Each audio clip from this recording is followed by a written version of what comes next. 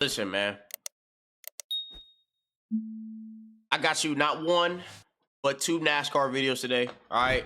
For the NASCAR guys, listen, I post NASCAR in terms of days. I posted 1 day out the 7 days. Okay. I will post it once a week, but obviously I'm talking about in terms of days, not actual posts. If I post twice in 1 day, then W's for y'all. But listen, man, today we're reacting to Ellie Productions, the greatest story in racing. Now, before I even start this video, I talked about this on my other channel. If you want to react to, if you want to go to my other channel, whatever, that's perfectly fine with you. Hey, you don't have to, but other channel, link in the description. But listen, I was talking about how reacting to videos, right? You know, I talked about this before, but from now on, I'm just going to play the video for the entirety. If you want to react to the videos is always in the description. I'm just going to talk over the video. People apparently don't want me to stop talking over the video, so I'm going to take the criticism and don't talk over the video, but people want me to not keep pausing. So I'm just going to play the video. If you want to see the actual video, the link is going to be the video link is going to be in the description. I'm just going to talk over the video with the actual editing. I'll just lower it. But when I start streaming, I'm just going to lower the volume entirely. But I'm done with the pausing. Hey, if the video is 2 minutes long, then the video is 2 minutes long. I'm just going to talk. I'm just going to be normal. Hey, something funny to me, I'm going to laugh. I'm just going to be completely normal. I'm not going to clip farm. I'm just going to be me. So let's get right into it. October 15th, 2000. We're at the Talladega Superspeedway for race 30 of 34 on the season, the Winston 500. After his win in the previous week, Bobby Labonte holds a 252-point lead over second place with only a handful of races to go. They're already preemptively etching his name on the championship trophy. Crazy name. Looming in third is the man who won this race a year ago, and the one in the spring, and the one 5 years before that, and another one, and another one, and another one. 9 wins total, to be exact. A track record that almost triples the runner-up. This guy must be pretty good, right? You have no idea. Slides it sideways, and Earnhardt holds him off to win the race and knock down his 7th. 20 years of trying, 20 years of frustration. Dale Earnhardt will come to the caution flag. Yeah, I've heard about, bro.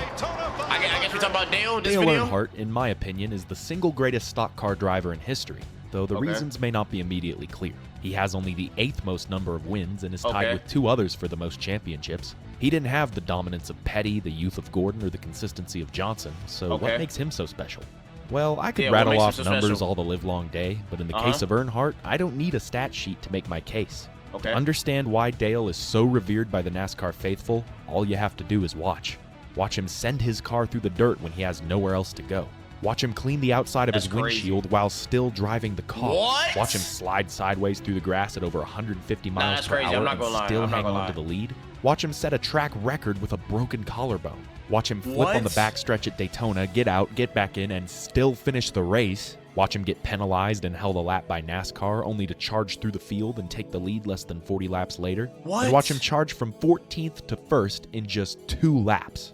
That's really damn impressive. Somehow, some way, on this day, he's about to one-up all of them. Despite starting in 20th, Earnhardt finds his way to the front quickly and stays there for most of the day. But after some handling issues and an unfortunately timed caution, he found himself in 18th position with just 5 laps to go. With the field mostly single file and pinned to the grass, most drivers in this moment would concede. But as we've seen before, that grass has nothing on the man in black, who would, in my opinion, make the greatest drive of his entire career. What is he about to do? He would spend the first lap following his adversary, Jeff Gordon, clipping the grass to try and find a way by. The next lap, a rookie Matt Kenseth would do the same, but goes too far, turning his race car into a lawnmower. And as he holds up the Rainbow 24, the black number 3 would scoot by in the middle lane and breach the top 10. Where? I can't see. 3 to go. At this point, the television cameras are already fixed on Earnhardt. He may not be running the show just yet, but they've all watched him long enough to know he's about to steal the show. As the field fans out into 1, Earnhardt follows John Andretti in the Petty 43 until they get around to the front stretch where all he sees is open air. 2 to go. He's right there. I see him. As the outside lane forms, the impossible looks likely, and as Dale motions for Kenny Wallace to give him a push, it looks inevitable. There's no way he wins this, Not his championship rival, not his teammate, hell, not even his own son could stop him or even slow him down. Just like that, he had done it. 17 passes in 3 minutes. People like to say that he went from 18th to 1st in just 5 laps, but screw that last lap. He didn't even need it. And as it had so many times before, the GM Goodwrench Chevrolet would lead the field to the line, and Dale Earnhardt, in his 22nd season, would win his record-extending, legacy-solidifying, mind-boggling 10th Talladega race. It was wild. I didn't have any thought that I'd have 10 races, bro. Race starting where I did on that restart. Have you ever won the Winston $1 Million bonus? All right, listen, I'm gonna pause right here. This is one pause in about 4 minutes. I think I've done good. I'm not gonna lie,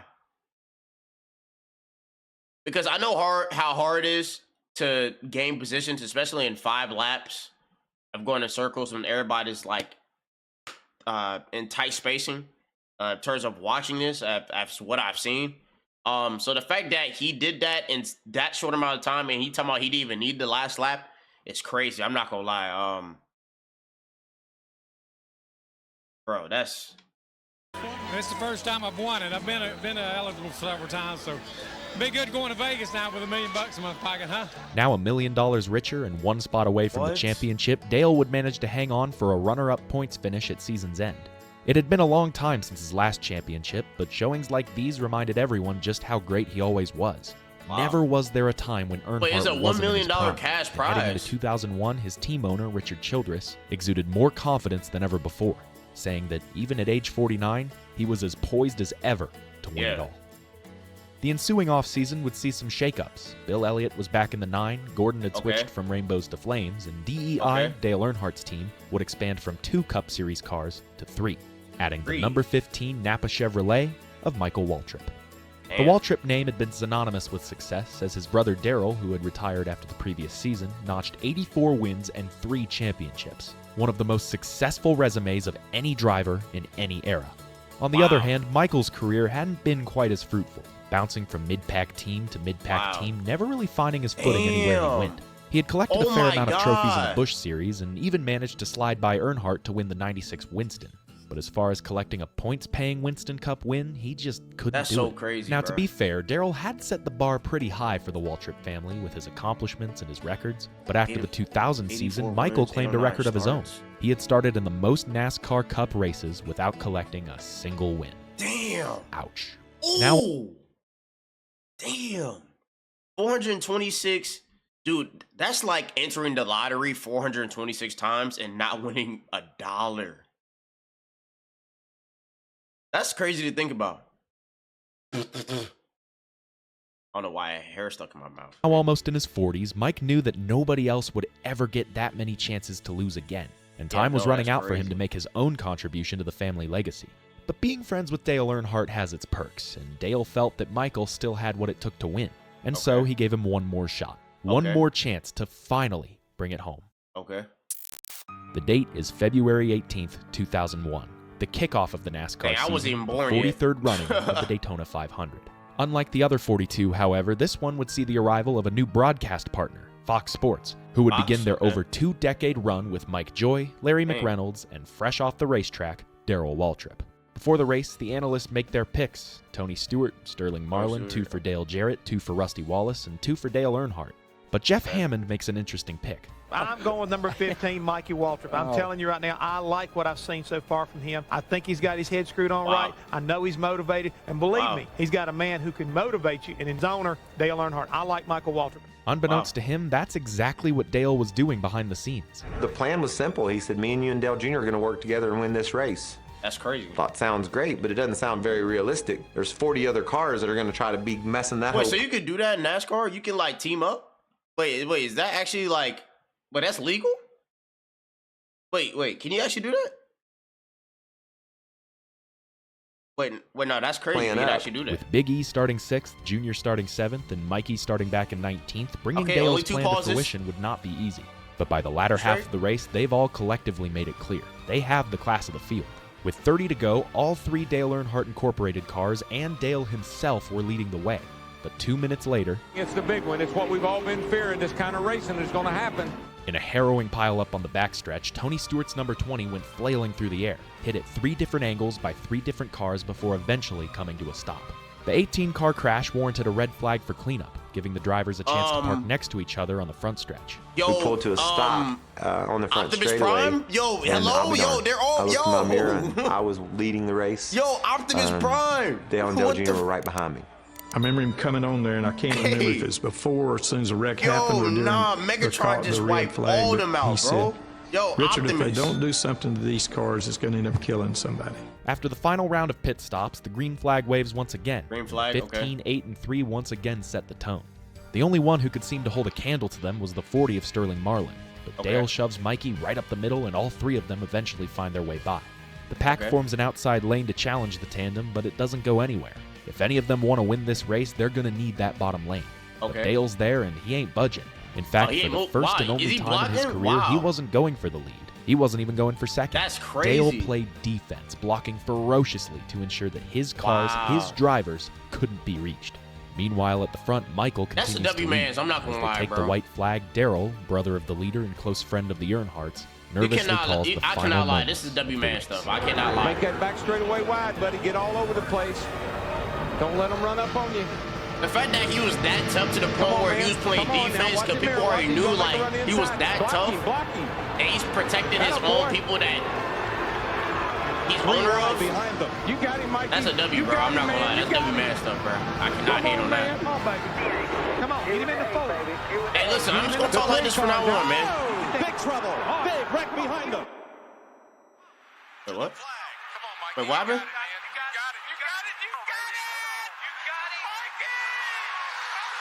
I'm guessing because of copyright reasons. I'm guessing you did that because of copyright reasons, bro. Maybe? I'm guessing so. That's crazy. Darryl, is this better than winning it? No, it's better. This is great. I just hope Dale's okay. I guess he's all right, isn't he? Wait, what? Wait, huh? Kenny, let me ask you, I know you've been thrown this question several times, and you're just getting out of the care center, but you made your way over to Dale's situation. What's going on there? Wait, huh? I don't really know. I'm not a doctor. I mean, I got the heck out of the way as soon as they got there. While Earnhardt's driver Michael Waltrip celebrates, Dale Earnhardt rides the back of an ambulance to the Halifax Medical Center. That's the irony of Daytona. Oh, dang. Wait, what? Oh, I thought it was going to be a good ending. No. I've ever personally had to make. But after the accident in turn 4 at the end of the Daytona 500, we've lost Dale Earnhardt. Damn. To this day, it's impossible to find the words that'll properly describe a tragedy of this magnitude. Damn. A sobering reminder that none of us, no matter how transcendent, are truly invulnerable. But more so than that, it was the cruel release of a buildup that had been happening for some time. Dale wasn't that's the actually first. tough, bro. I'm Far not even from gonna lie. it. It's actually He was low-key an sad. addition I'm to not a gonna lie. It long made me list of low-key emotional. I ain't gonna lie. I've never watched promising lives NASCAR. that await I've not these. really. Some Like, I old, watched some NASCAR, young, but some yo, no, accomplished that's veterans, crazy. I and didn't others just think it was getting gonna their end start. like that. The risk of racing Dang. had always been known, but never had it hit so hard, so fast, and in such an unassuming way. Strides and safety were supposed to keep these kinds of things from happening. In fact, it was those very strides that had saved Dale's life countless times before and Tony Stewart's life just 30 laps earlier. It just didn't look that bad, but sometimes things are worse on the inside than they might appear on the outside. And inside that good wrench number 3, Dale went out on his own terms. No one more than him appreciated what it took to win this race. And he 3 went out years after doing what he loved finally too. realized it for himself, he spent his final moments making sure that his friend and his son could realize it too. Damn, bro. Man, that's tough. That's tough. Damn. I don't even know what it was for. Was it for the championship? I'm guessing, right? The Because date is February 26th, 2001, and the sport is reeling, trying to make sense of its single greatest loss, but begrudgingly pushes on to the next race on a rainy day in Rockingham. In stark contrast to the week before, people enter the track in mourning. Instead of bringing programs and scanners, fans arrive with flowers and pictures as a dark cloud looms, drizzling rain and setting the tone for what was sure to be a difficult race to endure. In the pre-race ceremony, Darrell Waltrip gives the opening invocation, with the crews hanging their heads low, number 3 hats in hand, and the fans joining arm in arm, all united in their grief. honestly, this is how people felt when Kobe died, bro. I'm not gonna lie. Like, yo, I haven't 3 times paused in 11 minutes. Yo, I think, are y'all liking the reaction so far? Let me know in the comment section, bro. I think I like being more calm like this. I think I'm not gonna do all that screaming no more. unless I'm like playing the game or something, because obviously you scream during the game. Honestly, for the reactions, it's just gonna be more chill, lay back, relax. I'm gonna just talk. If I did annoy you, my fault. You know what I mean? My fault for being loud, actually trying to be somewhat entertaining. But you know, I'm just gonna be me. I'm just gonna chill back, relax, and I'm just gonna talk to y'all. If you like that going forward, let me know in the comments. Like I said. But yeah, nah, this is equivalent to I ain't gonna lie, this is equivalent to Kobe dying. I'm not gonna lie. When Kobe died, bro, man, the whole world stopped, man. I remember like you yesterday, bro. When Kobe died, bro, like you know it's crazy. Kobe's not my favorite player, but Kobe was so much in my life, not in like actual person. I didn't know Kobe personally, obviously, but in terms of watching him grow up, you know what I mean, on the Lakers, you know what I'm saying, playing, and then you know him dropping. I think he dropped 60, then he retired, and then him doing that stuff off the court. It was so cool to see because you know everybody treat Kobe like. You know, Kobe was like a mean dude and all stuff like that. But, you know, when he retired, when it's said and done, when he matured, became a man, very nice dude. So honestly, just by me watching this, it just reminds me of when Kobe died, bro. I'm not gonna lie. Cause when Kobe died, I ain't gonna lie. It definitely had me hurt. National anthem and the world's most famous words in motorsports, the cars finally roll off the grid and take the green flag. And for a split second, the world returns to at least some semblance of normalcy. Then they got to turn 4. Oh, we got trouble already. 3 cars, 4 cars. It's Dale Jr. And it is Earnhardt Jr.'s car who comes to rest against the outside wall at turn 4. This cannot be happening to that young man. And from the last lap of last Sunday to the first lap of this. This was demoralizing. The one guy everyone was rooting for getting taken out on lap 1, and in such a similar fashion to his own father the week before.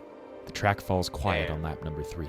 What was supposed to be a show of respect, that's tough. Instead but that's his son? As Dale Jr.'s wreck number 8 is sent to the truck for a long journey home. Oh, Fittingly, no. That dark cloud continued and to it's loom. raining, With another round of rain no. came a postponement to the And it's raining too. For many, this was a much-needed chance to reset probably one of the from all worst doom and days gloom. ever. And with the rising sun came a new hope for the Earnhardt Incorporated team. All right, let's see this, man. Of all his teammates, he was far and away the least popular, but Steve Park had taken... Hey, I paused the game. But also, it's like, dude, he's also his son. So it's like, when your dad was on such a high pedestal, they're going to put you to such a high pedestal because you're the son of such a great driver or just great anybody. Like, honestly, that's how, again, this is like, Dale, in this case, Dale reminds me of like, well, Bron is not dead, but like LeBron James. Because, bro, everybody's saying Dale is, I guess, the best NASCAR driver of all time, right? And there's some people that are saying LeBron James is the best player of all time in the NBA.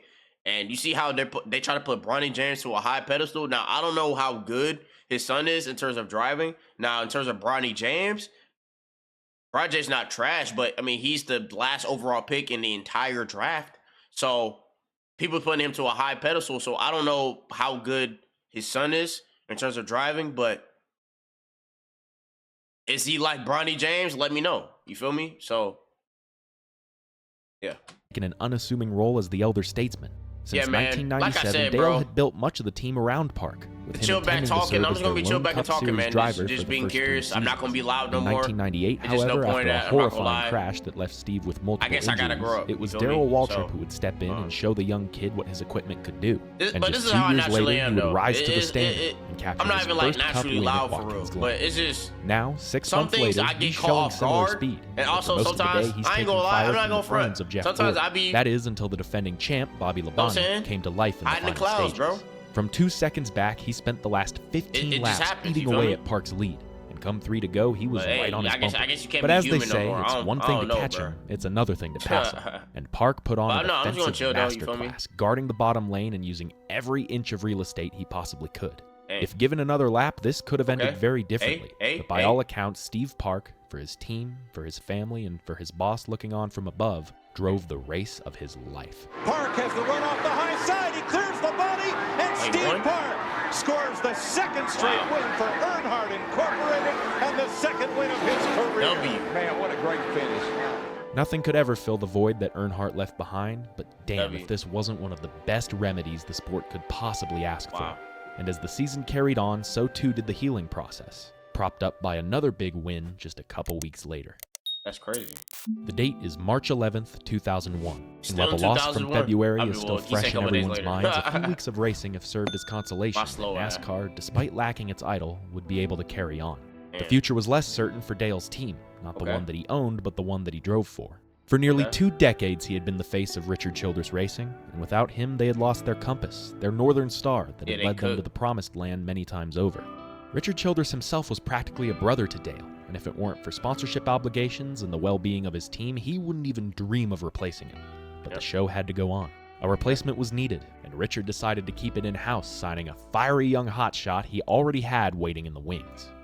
To kick off their Busch Series program in the year before, RCR signed 24-year-old Kevin Harvick to drive the AC Delco number 2, and he lit up the charts in his rookie season by winning 3 races and finishing 3rd in points. A spot in the Cup Series was all but assured, but they still had a championship to chase. So in 2001, the plan was to give him another full season in the Busch Series and select starts driving the AOL number 30. Daytona, however, would push him into the deep end, as young Kevin would suddenly be taking the helm of Richard's iconic flagship car, now painted in white and donning a number 29. That's crazy. This was already a turbulent time for the youngster. Besides getting married around the same time, he had already committed to a full season of Busch racing, which meant that in 2001, he'd have to run at least 68 NASCAR races, most of which came on back-to-back days. It would be a tall task for even the greatest to take, but Kevin was up to the challenge, and he proved it in his first few starts. Rockingham could have gone better, but 14th in your first Cup start is nothing to scoff at. And he would take his first top 10 the following week in Vegas, where Jeff Gordon would pick up his first of many wins on the year.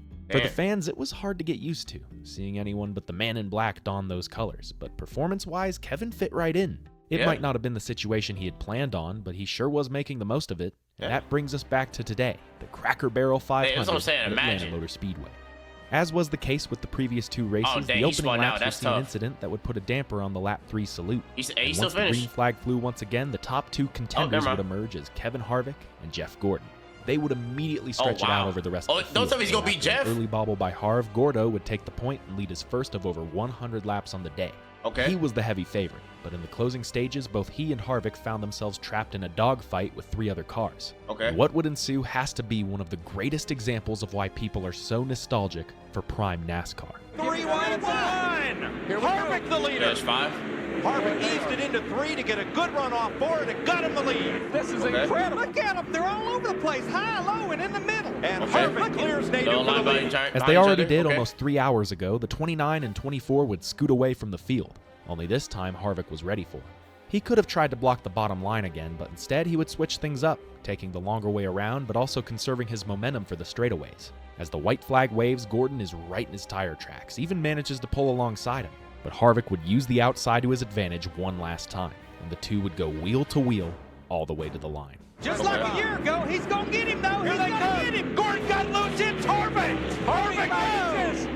Harvick by inches. Wait, what? Oh, Harvick damn. by inches. Well, I was not Put paying up the attention. impossible task of taking over for a legend, Kevin Harvick did something that not even that legend beat Jeff Gordon? could do. Dang, as a He won rookie? in just his 3rd Cup start. Dang. Just like the year before, the GM Good Wrench car would beat that year's champion by mere inches. Wow. For RCR, this was the ultimate form of redemption, not just because they were back in victory lane, but because they had found their future. A young man turned leader that would add to the team's legacy for years to come. That's and crazy. for the fans, it was perfect. The best race of the year ending in the best way possible. A better finish was almost inconceivable, but thankfully for our story, there was one more tribute to be made. At this point, every one of Dale's successors, from his friend to his driver to his replacement, had all found their own slice of solace. All except for Dale Jr., who, while still as stout as ever, just couldn't seem to put it all together for a return to victory lane. As the summer drew closer, so too did a return to Daytona, and when the sport rolled into the site of its greatest tragedy, all eyes laid upon one man. His son? The date is July 7th, 2001. While an entire half season's worth of racing has helped to ease the pain, the return brings back all of the emotions, all the confusion, the shock, the sorrow. It's all fresh in everyone's minds. But this race was inevitable. We all have to face our demons at some point in time, and Dale Jr., who had arrived at the track a few days earlier, ensured he was ready for the hardest race of his life. We drove over to turn 4 where Dad crashed and stopped, and I just got out, walked around a little bit, and just needed to stand there. I just wanted to get there and check it out, and make my peace with it or whatever. With 2 wins in his rookie season the year before and 2 consecutive Busch Series championships before that, Junior was destined to become his father's successor, if not as a competitor, then as an ambassador. He had been around the sport for all his life, so it seemed only fitting that he should carry the torch going forward. But little did he know just how soon that torch would be passed to him. Instead of seeking praise through imitation, however, Dale would find admiration by doing the opposite. He was his own man, and just like his father before him, he didn't shy away from it. He gained unanimous support from NASCAR's fan base just by being himself. And heading into Daytona, everybody me a little bit emotional, man. White number 8 in victory lane. I gotta get up in my seat, all except for the 42 other teams in contention. But there wasn't much they could do. That's crazy though. Okay, After Dale made the pass on his father's old ride, he would go on to lead 116 laps of 160, over 70% of the race. I ain't gonna lie. He controlled the pace. It was his race to lose. But after a wreck during a pit cycle with less than 20 to go, it looked like it could happen. He was shuffled back to 8th place, though because of the rules regarding lap cars at the time, he would have to pass 13 cars in just 11 laps. Like, I'm gonna be real. Like, I'm a real dude, take bro. those lapped cars out I'm not gonna sugarcoat. I'm not gonna glaze. I'm not like, oh no, this shit weak. Like, yo, this is actually like a very telling story. The race would restart once again with 6 laps to go, and at this point, all of the cameras were trained on Dale Jr. He might not be running the show, but Junior's been wicked fast all night. They all know what this race means to him, and in a similar vein to his father in the fall before, Dale makes short work of his competitors. He starts by forcing Stewart wide, then follows Jeremy Mayfield to get by Ken Schrader. Then, on the exit of 4, he swings to the outside to make the pass, and with help from Mike Wallace, carries that momentum all the way around the track. You can actually help Race people? leader Johnny Benson attempts to block, that would be like illegal but or is something. helpless to stop the white blur that flies by. To the outside for the lead in turn 4.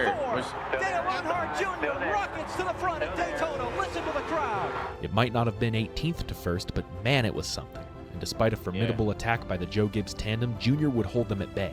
As the field takes the white flag, you can barely hear them over the screams of over 100,000 fans who, just as much as they were cheering on Dale, were also cheering for Michael Waltrip.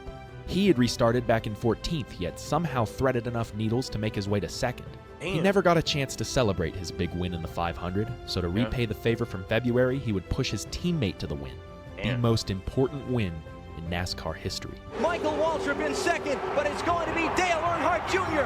using lessons learned from his father to go from 6th to 1st and score the victory in the Pepsi 400. That's unbelievable. Yes! That man behind you did it for you. You guys celebrate. You love you, man. You did it. 6th to 1st in the final 6 laps. Man, that's just so cool. Storybook ending. Oh, this is great. Damn. That's tough, bro. Man, I just voice cracked mad hard. Healing is hard.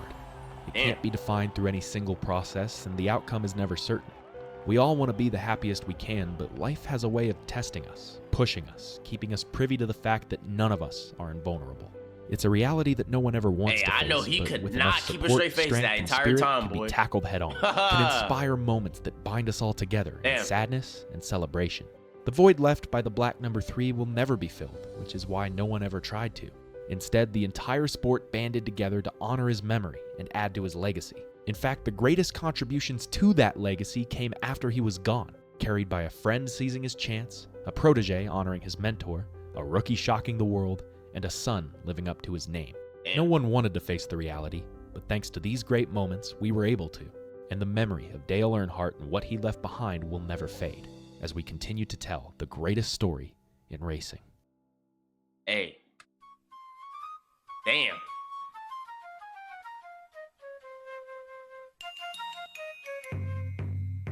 Hold on, bro. I ain't gonna lie. This is one of the greatest videos. Damn. This is one of the greatest videos I've ever watched. And I'm not even gonna lie. In terms of storytelling, I ain't gonna lie. This dude really... Damn. This is a great video, bro. I'm trying, bro. What the fuck? Yo, I'm going to turn this camera off. All right, I'm not gonna lie. This is one to, damn.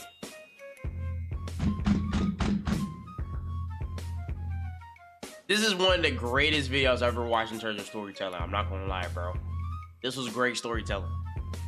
So now, okay, I understand why the Dale Glazers glazed Dale. I'm not saying that's a bad thing, but I'm just saying glaze, just say it. But, damn, dude, this is I'm not even a NASCAR fan, bro. And it's like, you put your shoes inside his son, and after his dying, to save somebody else's legacy, even though he could have won it, but he was trying to help somebody else's legacy. He died doing it. And then he died.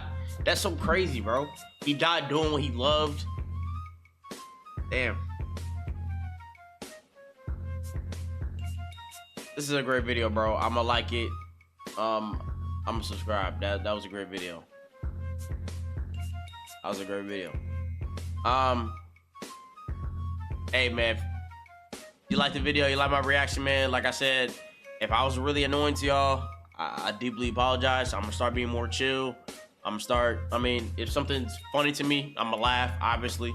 Well, I'm not gonna pause as much. I'm just gonna sit back, relax, and just talk. If you like me to talk like that, let me know, man. And I applaud you for subscribing, and I applaud you for clicking on my channel, because I'm just a reactor, but I want to be big in the world. And wow, this is making me emotional. All right, let me stop this video.